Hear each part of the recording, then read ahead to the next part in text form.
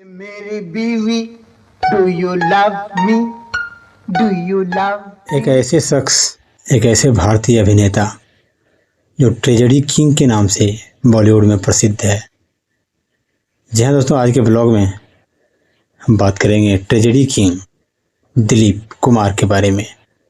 नमस्कार, मैं हूँ आपका दोस्त आरजे राम और आप सब जुड़े हुए हैं आरजे राम ब्लॉग्स के साथ। तो अगर यदि हमारे चैनल में आप नए हैं तो जल्द से जल्द सब्सक्राइब करें, लोगों में शेयर करें और ब्लॉग के बारे में कमेंट करें। चलते हैं जानकारी की तरफ। दोस्तों, दिलीप कुमार जो कि भारतीय सिनेमा के महानतम अभिनेताओं में से एक थे।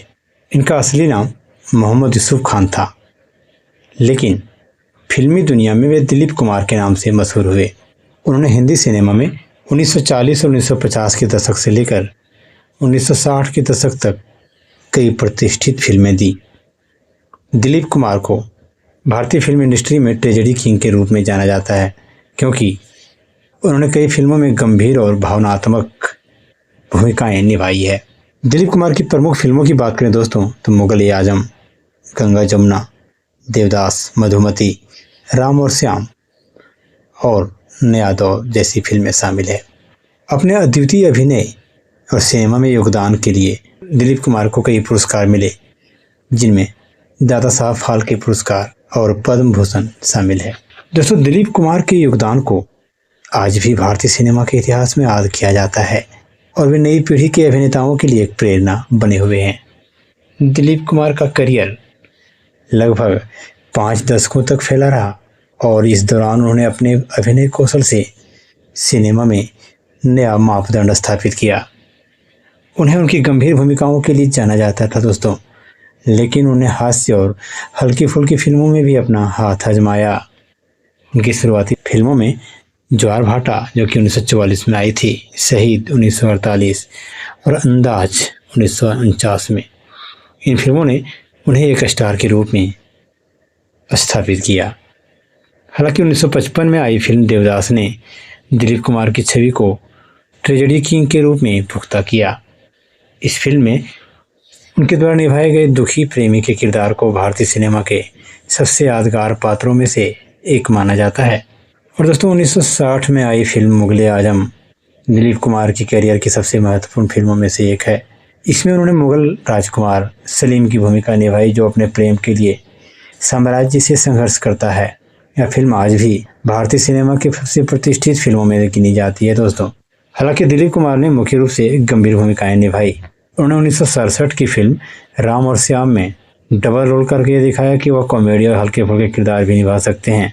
इस फिल्म की सफलता ने दिलीप कुमार को एक बहुआयामी अभिनेता के रूप में स्थापित किया। दिलीप कुमार का जीवन सिर्फ फिल्मों तक सीमित नहीं था दोस्तों, वे सामाजिक कार्यों में भी शामिल रहे और उन्हें भारतीय राजनीति में भी देखा गया। वे 2000 ईस्वी से लेकर 2006 तक राज्यसभा के सदस्य रहे। अपनी उम्र के आखिरी वर्षों में दिलीप कुमार स्वास्थ्य समस्याओं से जूझते रहे और अंततः 7 जुलाई 2021 को दिलीप कुमार का मुंबई में निधन हो गया और उनके निधन से भारतीय सिनेमा में एक युग का अंत हो गया दोस्तों। तो दोस्तों, आज के ब्लॉग में हम चर्चा कर रहे हैं बॉलीवुड के जाने माने फिल्म अभिनेता ट्रेजेडी किंग दिलीप कुमार के बारे में। दिलीप कुमार के निजी जीवन ने भी कई बार सुर्खियां बटोरी दोस्तों। उनका नाम सबसे पहले अभिनेत्री मधुबाला से जुड़ा था। दोनों ने एक साथ कई हिट फिल्में की, जिनमें सबसे प्रमुख थी मुगल-ए-आजम। हालांकि उनकी प्रेम कहानी अधूरी रह गई, आपस में विवाह नहीं कर पाए। दोनों के बीच के मतभेदों और पारिवारिक दबावों के कारण यह रिश्ता टूट गया दोस्तों। इसके बाद दिलीप कुमार ने 1966 में मशहूर अदाकारा सायरा बानो से विवाह किया, जब वे सिर्फ 22 साल की थी दोस्तों और दिलीप कुमार 44 साल के थे।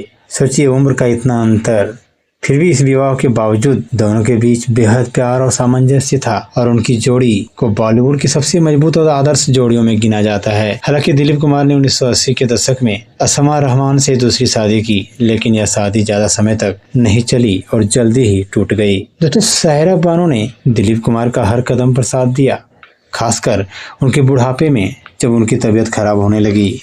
दिलीप कुमार की biography the substance and the shadow जो कि 2014 में प्रकाशित हुई, जिसमें उन्होंने अपने जीवन के विभिन्न पहलुओं को साझा किया। दिलीप कुमार को उनके करियर में कई प्रतिष्ठित पुरस्कारों से सम्मानित किया गया, जिनमें 8 बार फिल्म फेयर सर्वश्रेष्ठ अभिनेता पुरस्कार शामिल है, जो कि एक रिकॉर्ड है। इसके अलावा दोस्तों 1991 में पद्म भूषण, 1994 में दादा साहब फाल्के पुरस्कार और 2015 में पद्म विभूषण से सम्मानित किया गया। दिलीप कुमार को पाकिस्तान का सर्वोच्च नागरिक सम्मान निशान-ए-इम्तियाज भी दिया गया था, जो उन्हें और भी विशिष्ट बनाता है। दिलीप कुमार ने न केवल भारतीय सिनेमा को एक नई दिशा दी, बल्कि उन्होंने एक ऐसा मानक स्थापित किया जिसे भविष्य के अभिनेता हमेशा मापदंड मानेंगे। उनका नाम भारतीय फिल्म इतिहास में स्वर्ण अक्षरों में लिखा जाएगा दोस्तों, और उनकी विरासत हमेशा जीवित रहेगी।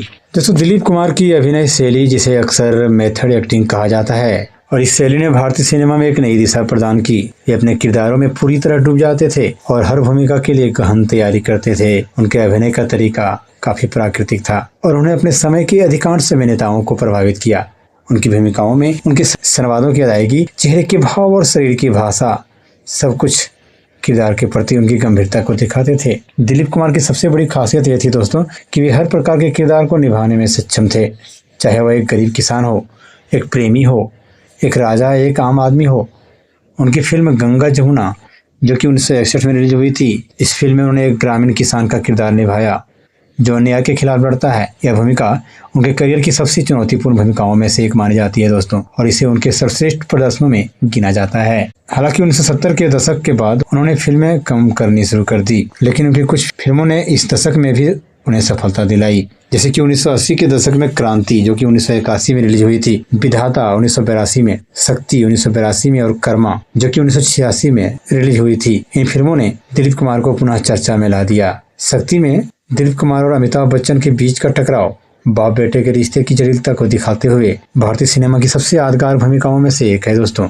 दिलीप कुमार के योगदान को न सिर्फ भारत बल्कि अंतर्राष्ट्रीय स्तर पर भी सराहा गया। उनकी लोकप्रियता सीमाओं से परे थी दोस्तों, खासकर पाकिस्तान और मध्य पूर्व में उन्हें खूब सराहा गया। उन्हें फिल्मों में लाए गए बदलावों और सिनेमा को एक नई पहचान देने के लिए हमेशा याद किए जाएंगे। और दोस्तों, अपने करियर के अंतिम दौर में दिलीप कुमार ने अभिनय से दुनिया बना दी, लेकिन सिनेमा के प्रति उनका प्यार और योगदान भी कभी कम नहीं हुआ। उनका अंतिम फिल्मी प्रोजेक्ट किला, जो कि 1998 में आई थी दोस्तों, इस फिल्म को उनकी आखिरी फिल्म मानी जाती है। इसके बाद वे सार्वजनिक जीवन से धीरे धीरे दूर हो गए। दिलीप कुमार भारतीय सिनेमा की सबसे प्रभावशाली और सम्मानित अभिनेताओं में से एक है। उनकी विरासत आने वाली पीढ़ियों को प्रेरित करती रहेगी और उनका नाम हमेशा भारतीय फिल्म जगत के इतिहास में चमकता रहेगा। तो दोस्तों, आज के ब्लॉग में चर्चा कर रहे थे बॉलीवुड के जाने माने मशहूर फिल्म अभिनेता सह ट्रेजेडी किंग दिलीप कुमार के बारे में। तो आज के ब्लॉग आप सबको कैसा लगा, कमेंट के माध्यम से हम तक पहुंचा सकते हैं अपनी बात, और हम प्रयास करेंगे कि और बेहतर बनाने का प्रयास करेंगे ब्लॉग को। फिलहाल अपने दोस्त को दीजिए इजाजत। नमस्कार।